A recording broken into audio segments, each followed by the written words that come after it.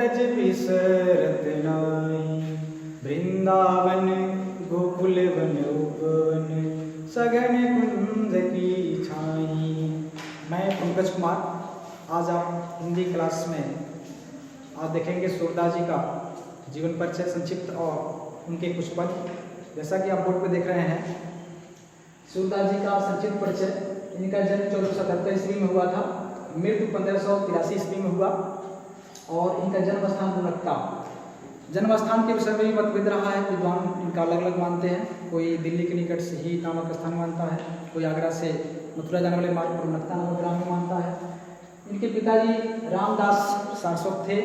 भाषा जो कि सूरदास जी का ब्रज था और ये अष्टछाप कवियों में सर्वश्रेष्ठ कवि रहे और भक्ति के भी कवि रहे, जो श्री कृष्ण के अनन्य भक्त रहे। सूरदास जी की कुछ रचनाएं हैं, सूरसागर हो गया, साहित्य लहरी हो गया, सूर सरावली हो गया, इस प्रकार से इनकी रचनाएं रही।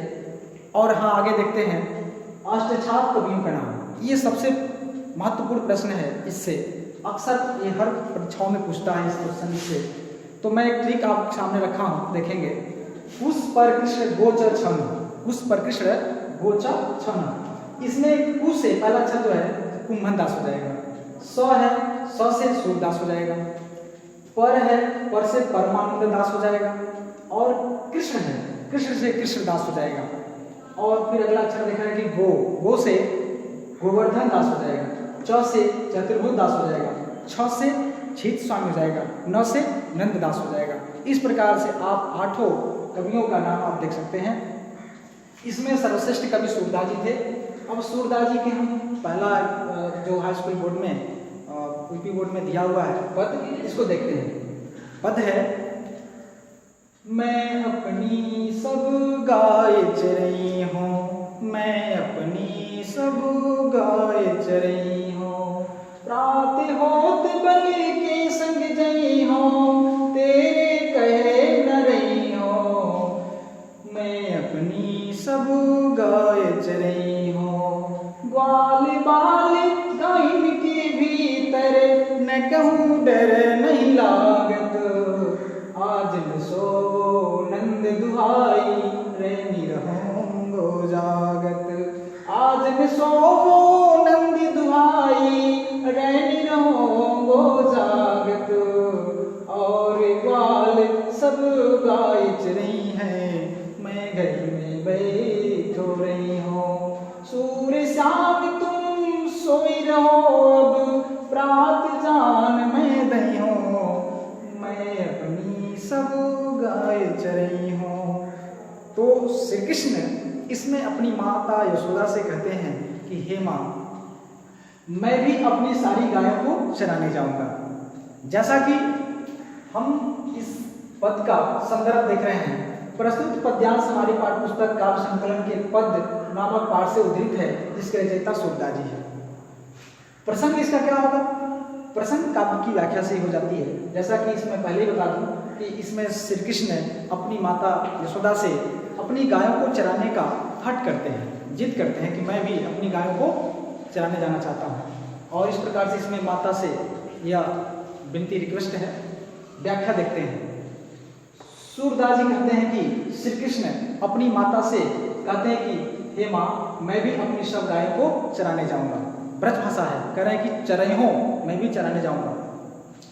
प्रात होत बल के संग गई हो, प्रातःकाल होते ही बल यानी बलराम जी उनके जो भाई हैं, कह रहे हैं प्रात होत बल के संग गई हो, मैं प्रातःकाल होते ही बलराम के साथ चला जाऊंगा, तेरे कहे न नहीं हो, तुम्हारी बातों में नहीं आऊंगा, तुम्हारी बातों को मैं नहीं सुनूंगा, मैं अवश्य जाऊंगा। ग्वाल बाल गाइन के भीतर न कहूँ डर नहीं लागत, कहते हैं कि हे माता, मैं गायों को चराने जाऊंगा क्योंकि मुझे ग्वाल बालों के साथ और गायों के बीच में थोड़ा सा भी डर नहीं लगता है, इसलिए मैं जरूर जाऊंगा।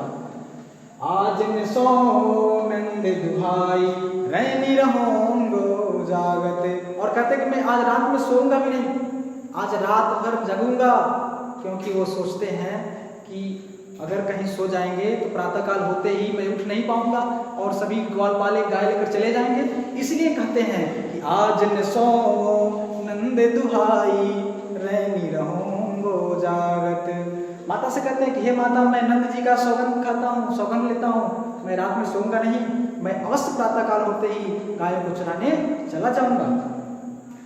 और ग्वाल सब गाय चरई हो, मैं घर बैठे रही हूँ। प्रश्न करते हैं कि हे माता, अब मैं बड़ा हो गया हूँ, मुझे इतना छोटा मत समझो।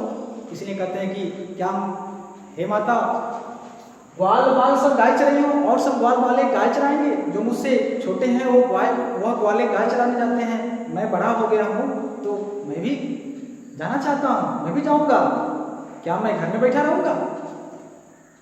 सूर्य शाम तुम सोई रहो। श्री कृष्ण की बातों को सुन करके माता यशोदा जी कहती हैं, सूरदास कहते हैं कि माता यशोदा श्याम से कृष्ण श्री कृष्ण से कहती हैं कि सूर्य श्याम तुम सोई रहो, अब प्रात जान मैं दई हो, मैं अपनी सब गाय चरई हूं।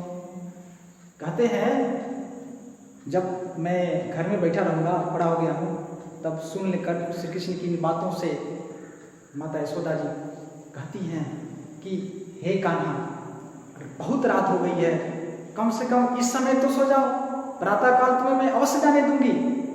इस प्रकार से एक काव्य पूरा होता है और हम अगला पद देखते हैं। अगला पद से पहले मैं काव्य सौंदर्य का देखना चाहते हैं कि इसमें रस कौन सा है।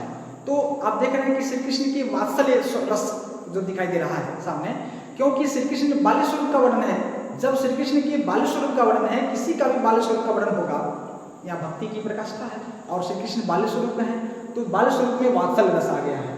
और छंद जो है गे पद, देखिए आप अभी गा सकते हैं, अभी आपने सुना भी, गा भी सकते हैं, और इसलिए गे पद है। पद तो है लेकिन गे पद है। अलंकार इसमें अनुप्रास है। अनुप्रास कैसे है? क्योंकि व्यंजन वर्णों की आवृत्ति हुई है। कह रहे हैं कि र और ल वर्णों की आवृत्ति हो रही है, जैसे कि रहनी रहूंगो जागत, र यहाँ र वर्णों की आवृत्ति हो रही है, इसलिए यहाँ ल वर्णों का भी आवृत्ति है। देख सकते हैं जहाँ वर्णों की आवृत्ति आप जानते हैं कि वहाँ अनुप्रास अलंकार होता है, व्यंजन वर्णों की आवृत्ति। आगे देखिए, जब श्री कृष्ण गायों को चराते हैं तब स्थिति क्या होती है? पहले तो बड़ा जिद कर रहे थे, उसके बाद क्या होता है? तो आके माता यशोदा कहते हैं, मैं मैया हूँ नच रही हूँ गाय। हे माता, मैं अपनी गायों को नहीं चराने जाऊंगा, मैं गायों को नहीं चराने जाऊंगा। मैया हूँ नच रही हूँ गाय, सिगरे ग्वाल गिरावत मोसो, मेरे पाई पिराई। जौन पत्याही पूछ बलिदावही, अपनी सौह दिवाई।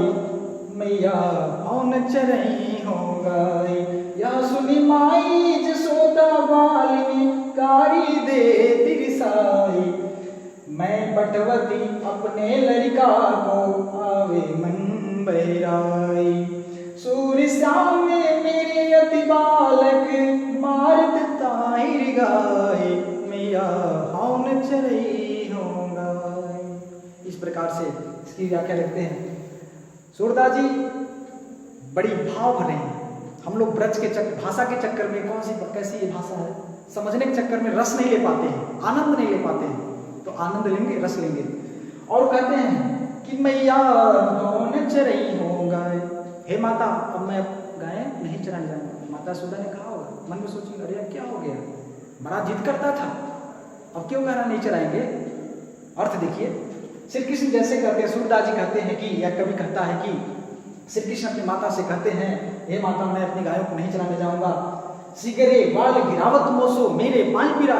सारे सिगरे ब्रजभाषा है, सिगरे मेरे सारे ग्वाल बाल मुझसे अपनी गायें गिरवाते हैं और मेरा पैर दर्द करने लगता है, पिराने लगता है। मेरा पाई पिराए, मेरे पैर दर्द करने लगते हैं। जौन पत्याही पूछ बलिदावही। यदि तुम्हें मेरी बातों पर विश्वास नहीं है, पत्याही अक्सर कहते हैं मेरी बतिया नहीं पतिया रही है, तो पतियाना मैंने विश्वास करना। जौन पत्याही पूछ बलिदावही, अपनी सौह दिवाई। हे माता, अगर तुमको मेरी बातों पर विश्वास नहीं है कि सारे ग्वाल बाल मुझसे ही गाय गिरवाते हैं, तो बलराम भैया से पूछ लो। लेकिन एक बात ध्यान रखना उनसे जब भी पूछना तो उनसे अपनी सौगंध दिलवा दे देना, नहीं तो वो झूठ भी बोल सकते हैं। यह सुनी माई जसोदा वाली गारी दे तेरी साई। इस प्रकार से श्री कृष्ण की ऐसी भाव बातों को सुन करके, दर्द की बातों को सुन करके उनके मन भी थोड़ा दुख होता है और कहती हैं गारी दे तेरी साई। वह थोड़ा सा नाराज होती हैं उन ग्वाल बालों पर, कहती हैं कि मैं पठवती अपने लड़का को, मैं पठवती अपने लड़का को, आवे मन बहिराई। मैं तो इसलिए अपने बालक को भेजती हूँ, मैं पठवत मैं भेजती हूँ अपने लड़का को, अपने श्री कृष्ण को इसलिए भेजती हूँ, अपने पुत्र को इसलिए भेजती हूँ कि वह जाए इन ग्वाल बालों के साथ थोड़ा मन बहला ले। घर में बैठे बैठे मन उब जाता होगा, इसलिए कह रहे हैं कि जाए मन बहला ले। और ये ग्वाल बाले अंत में कहती हैं कि सूर्य श्याम मेरे अति बालक मारत ताहि रिगाई। सूरदास जंतु में कहते हैं, माता सुधा कहती हैं मैं अपने जो बालक को भेजती हूँ, जाओ मन बहला लो, और ये ग्वाल बाले उससे गाय गिरवा कर इतना कष्ट देते हैं। इसलिए कह रहे हैं कि मेरे अति बालक, मेरे अत्यंत छोटे से बालक को मारत ताहि रिगाई, उसे चिढ़ा मारते हैं, परेशान करते हैं। रिगाई मैंने एक प्रकार से उसे मारत ताहि रिगाई, उसे दौड़ा मारते हैं, रिगा उसे दौड़ा मारते हैं, थका मारते हैं। इस प्रकार से ये इसका भी साहित्यिक सौंदर्य ऊपर लिखा गया है, ये इसका भी यही होगा क्योंकि बाल छवि का इसमें भी है। और हम चाहेंगे कि वीडियो यदि पसंद आया तो सब्सक्राइब करें, लाइक करें और शेयर भी करते रहें। अगली पद का वीडियो देखने के लिए आप अगले वीडियो में देखेंगे, तब तक के लिए आप